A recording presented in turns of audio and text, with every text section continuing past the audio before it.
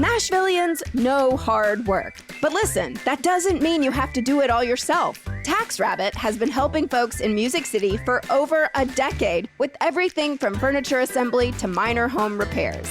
If it's a gorgeous weekend out, do not let that to-do list ruin it for you.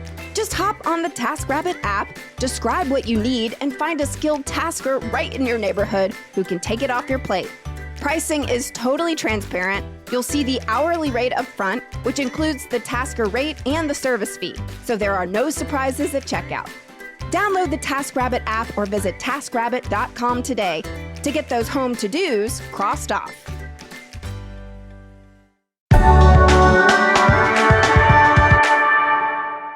Today on CityCast Nashville, Tennessee's next gubernatorial election is coming up on November 3rd, with primaries on August 6th.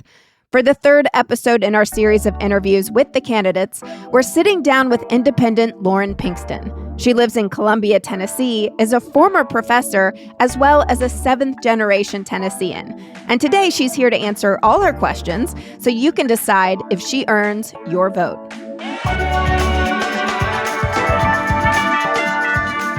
It's Tuesday, April 7th. I'm your host, Marie Cecile Anderson, and this is what Nashville's talking about. Lauren, you're a former Lipscomb University professor, researcher. You've worked in anti-human trafficking efforts, and now you are running for governor as a first-time candidate. That feels like a huge leap. So what made you say, okay, I'm actually going to do this right now? Well, I actually believe, Marie, that local politics is where the magic happens, and that is where I had planned to get involved. I've run other campaigns for other candidates and been involved in advocating for legislation at the state and federal level. But when it came to this election specifically, every election cycle is about the race. It's about the people. It's about the moment. And there was someone who was not planning to run for the office I was going to run for, but she decided to run again. And she's been doing just a wonderful job. I had no need to divide our community with a race against her. So started looking at the state legislature. I'd be the only independent there and felt like I would just be a squeaky wheel for 2 years. And I said, let's see what's available. And looking at this race specifically, it was the most winnable race for us this year and the race where I could make the most impact. And so we dove completely in. And you have very deep roots to Tennessee. You're a seventh-generation Tennessean. How has that shaped how you see our state? Well, the irony is that, yes, those deep roots are there, and I was always looking to adventure and to go abroad. And so after spending 5 years living outside of the United States, I came back to Tennessee and didn't recognize the state that I had left.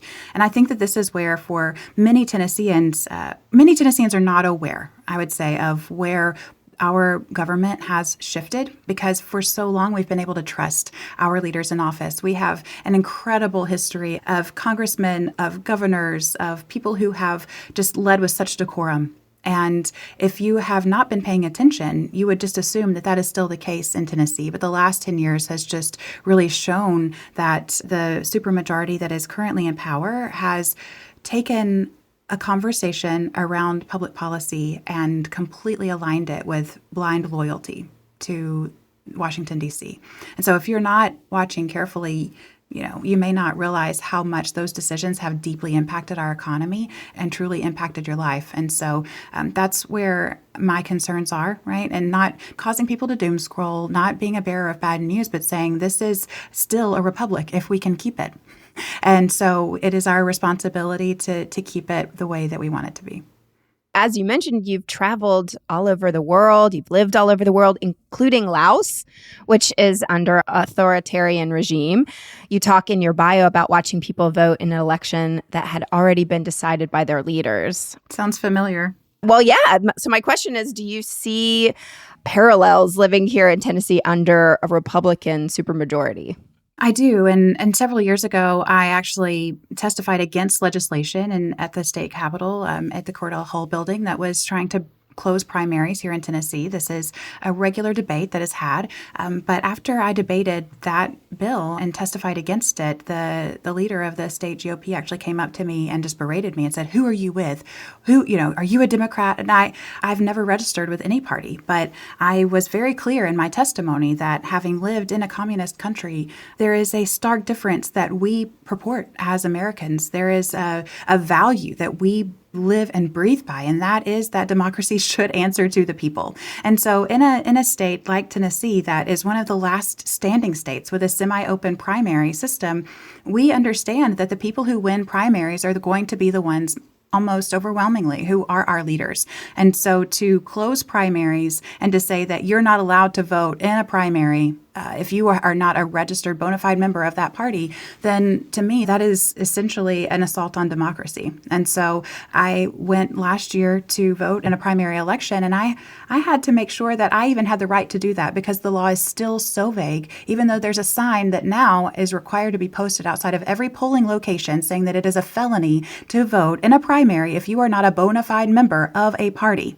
That word bona fide has not been qualified. No one knows what it means. No one can tell you what it means. And as I asked the poll workers, what does this mean? No one could tell me, right? So there's this fear that you can't be involved in the democratic process if you are not a bona fide member. But again, no one knows what that means. This is why Tennessee has the lowest voter turnout in the country, and we were dead last in the last governor's race.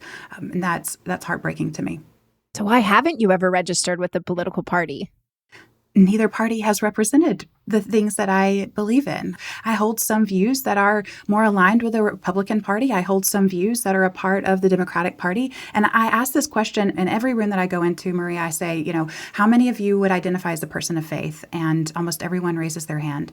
And my next question is, how many of you feel that your values and your beliefs sit completely on one side or the other? And no hands go up. And we are moving into a world where we hold nuance so well. We are people with access to so much information every day, right? We're not looking to close our eyes and to just blindly follow someone. And this is a message to conservatives who are listening that, I want to be the kind of leader that doesn't expect you to close your eyes and just get in line, because I believe that people are better than that. And when I launched this race, someone said, "Lauren, the Democrats are great at getting out and the Republicans are great at getting in line." And I thought that is such a fascinating way of capturing this moment. But I want voters to be engaged. I want voters to feel informed, and I don't want them to be scared into a vote. I wonder what your friend would say about independence then. Well, he's learning. He's quickly learning that there is a sleeping giant that is waking up. And I think he's wishing on some days that he was running on an independent ticket.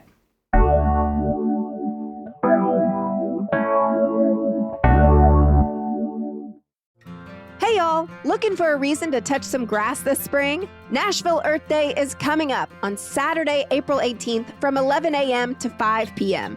And it's all happening at Centennial Park. This free, family-friendly festival is all about celebrating our planet and finding simple ways to make a difference right here in Middle Tennessee. You'll find more than 75 exhibitors and vendors, from local growers and makers to nonprofits and sustainable small businesses. Plus, live music headlined by the Watson Twins. Also, a speaker's tent, Kidsville games and activities, an EV car show, yoga, and lots of food and drinks galore. Oh, and free trees. How could I forget? Yes, really, while supplies last. Nashville Earth Day is produced by the nonprofit Centennial Park Conservancy in partnership with Urban Green Lab and supported by Amazon and CityCast Nashville. Join us on April 18th and visit NashvilleEarthDay.org for more details. All right, well, let's talk about your platform. You talk a lot about making it easier for people to live and make a living. What does that actually look like for someone in Nashville who feels like they're getting completely priced out of our city? Well, it's interesting. That was a play on words from my undergrad who said, "We're teaching you how to live and how to make a living." I think that is true for government as well. It's our responsibility to make sure that people have an opportunity to work hard for what they have, because that is directly tied to our value and our worth as human beings. It's directly tied to our mental health outcomes. And if you are working hard, then you should be able to have a livable life. Your price of your home, your price of your groceries should all be rewarding that hard work. And what we're watching right now is legislation that is being passed, knowing that it is unconstitutional for the Tennessee Constitution, for the U.S. Constitution. And we have lawmakers who are taking our tax dollars, passing bills that are going to be challenged in court. And then those tax dollars are being used to fight legislation that they knew wasn't going to hold up anyways. That is such an assault of the tax system. And to me, our energy should be spent on making sure that hard work is rewarded and that people just get to live their lives and take care of their families and not have to work 3 jobs to be able to do it. And you've also said agriculture is a major focus of your campaign.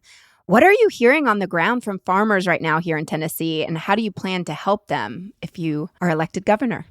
Well, I live in Columbia, Tennessee, which is where the Farm Bureau is headquartered, and I'm in the Rotary and I go to church with the executives there. And so to hear them just talking on a Thursday in Rotary meeting, about how many generational farms are closing across the state. Someone shared with me that we're losing 10 acres of farmland every minute in Tennessee. We have data centers that are moving across the country and they're looking for farmland that they can buy up. We have developers who are coming in and benefiting off of the sale of these farms. We have tariffs killing soybean farmers because China is no longer purchasing, our commodity products. So I am concerned about that. I'm also concerned about the mental health outcomes of farmers. When I have a friend calling me that a brother-in-law unexpectedly took his life after their farm was going under, this is a tragedy, and it's not a pro-life stance.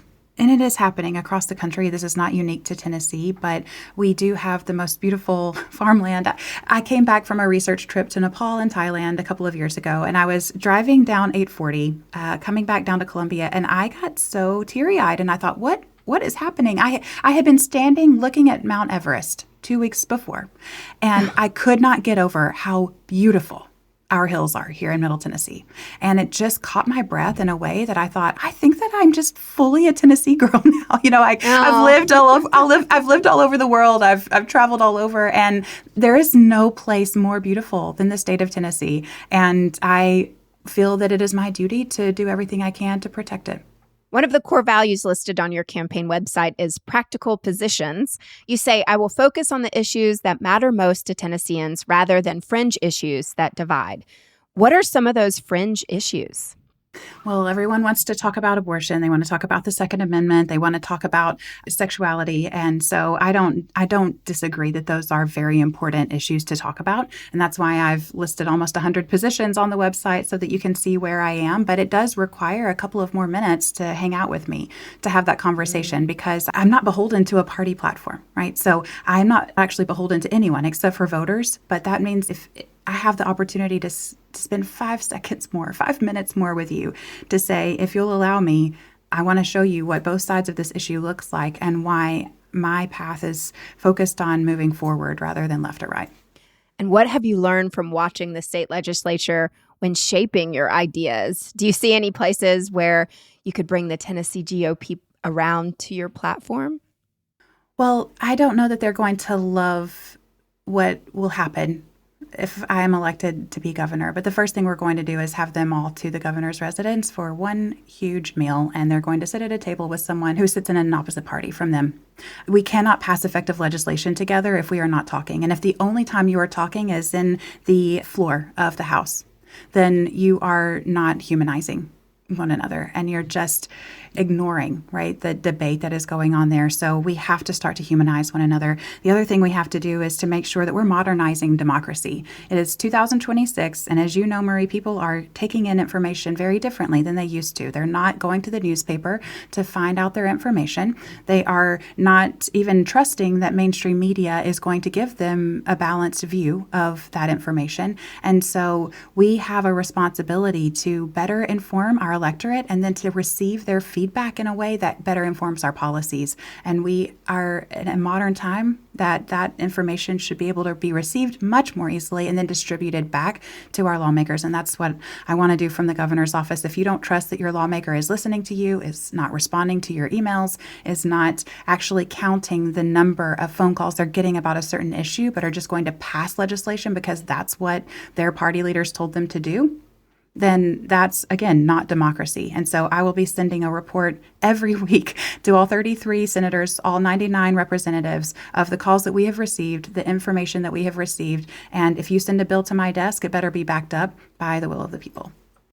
Governor Bill Lee has been very enthusiastic about the Trump administration's mass deportation efforts. How would you communicate with the White House about immigration issues? So immigration issues hold two different spaces. One of them is the reality of what's going on, and one of them is what is happening in the public square or the conversations that are being had online. When it comes to immigration, I am the mother of an immigrant. I have children who have been born on 3 continents. I have spent the last 15 years in counter trafficking, and so I understand that we have real issues. My close friends and colleagues at the TBI have been very clear that we have international crime rings in Tennessee. We also have employers in Tennessee who are not actually reporting the people that they are employing and are paying them in cash and exploiting their labor.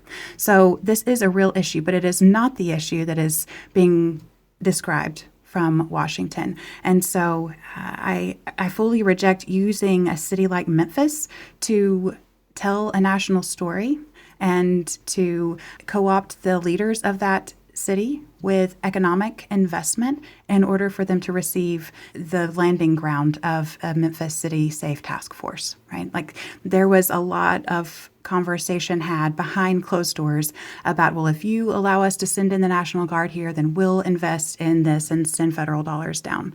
That's manipulative and it's wrong. And hunting and pecking people off of the street, if we are going to claim fiscal conservatism, that is the least effective and least financially sound way to manage our immigration issues in the United States. I will say until I am blue in the face that if we are going to choose who has access to due process on U.S. soil, then our Constitution means nothing. So it needs to be consistent. It needs to ring true, because if I can take due process away from one person, then the due process that I expect is not secure. Do you think that local law enforcement should be working with federal law enforcement agents? They have, and they do that in a practical way. But requiring our local law enforcement agents to sign up with the 287G program from the Department of Homeland Security as it is designed right now, it would be an assault on local law enforcement. It would be an assault on the safety of local communities. Our local law enforcement officers care deeply about serving and protecting, and they know that if people are afraid to call law enforcement, then they are not going to call when they are being abused at home. They're not going to call if their child falls into a pool or into a lake and they need help, right? This is not the way that we serve and protect, is by creating more fear associated with law enforcement. So I fully reject the bill that is making its way through the Tennessee General Assembly right now that would require local law enforcement agencies to register with the federal government.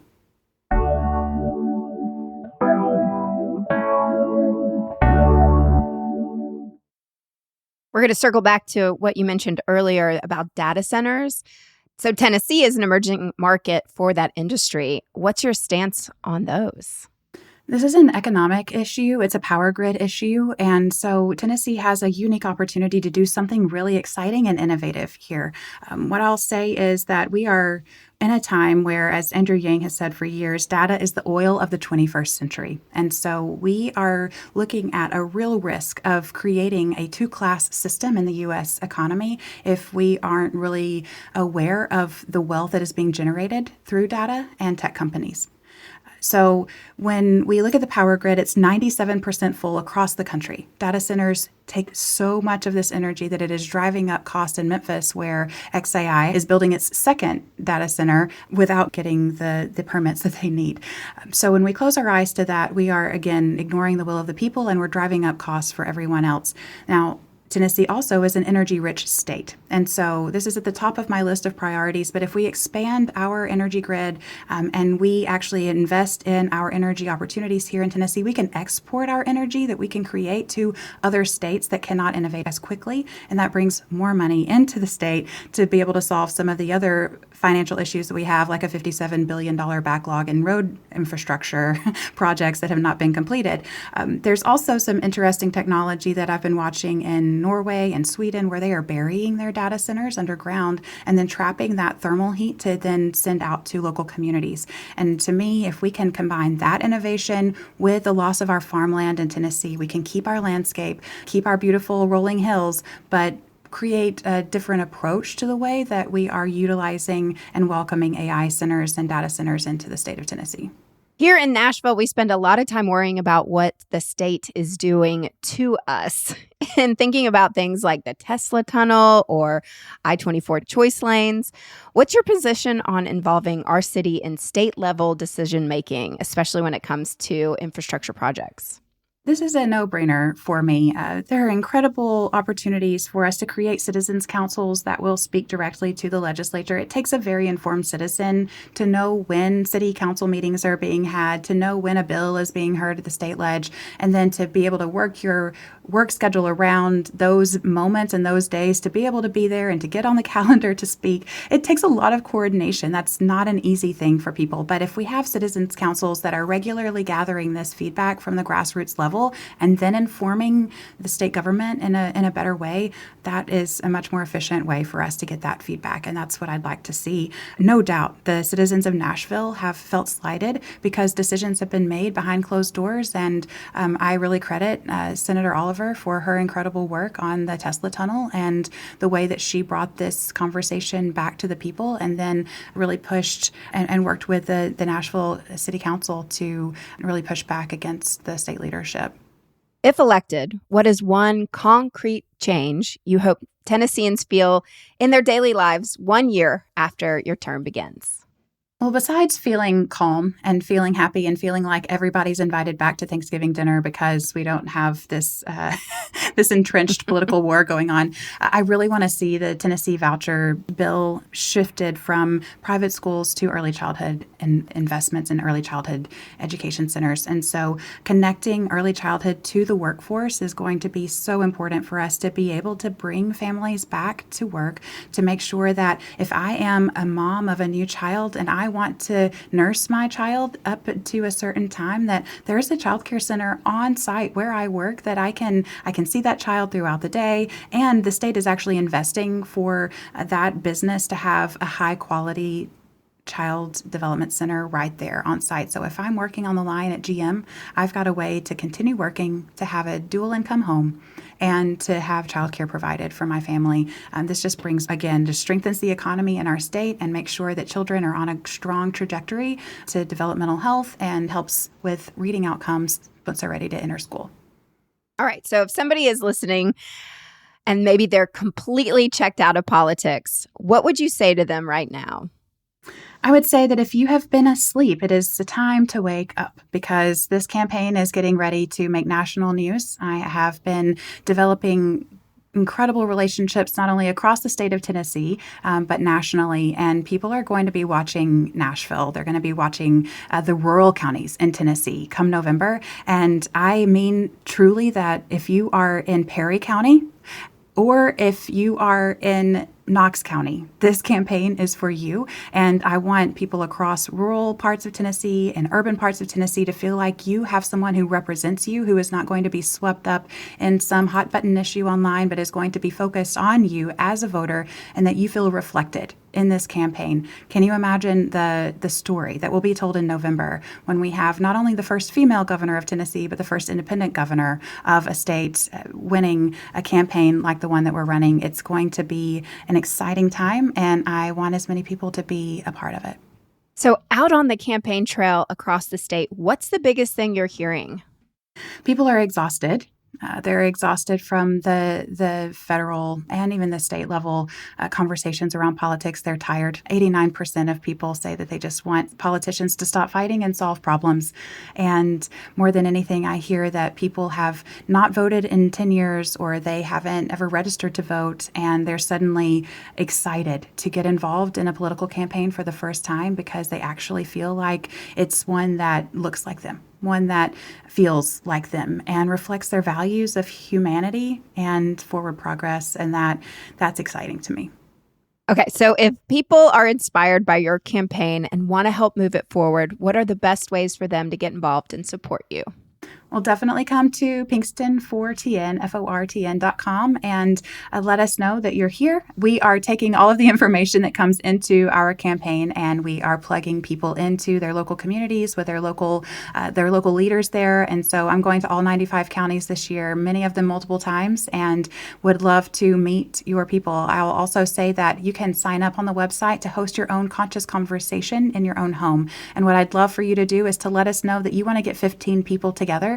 Have everybody put their phone in a box for an hour and a half, and we will send you a video and a one-pager of how to have this conversation. You'll have me in the room with you on the screen, and it is a video that is designed with many pauses there for you to have a very safe conversation around politics, a very safe conversation around culture in Tennessee, and do that in the safety of a home with people that you know. So you don't have to go out and be a part of a protest if that's not your vibe. You know, there's a place for you, and there's a place for you to get involved where you're making meaningful connection with your neighbors.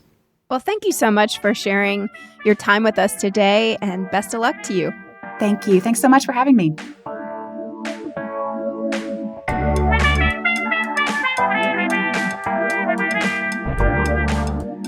That's all for today here on CityCast Nashville. And don't forget, you can support this show and get great perks by becoming a CityCast Nashville neighbor at membership.citycast.fm. If you enjoyed the show, why not tell your friends, rate the show, leave us a review, and subscribe to our CityCast Nashville newsletter. We'll be back tomorrow morning with more news from around the city. Toodles!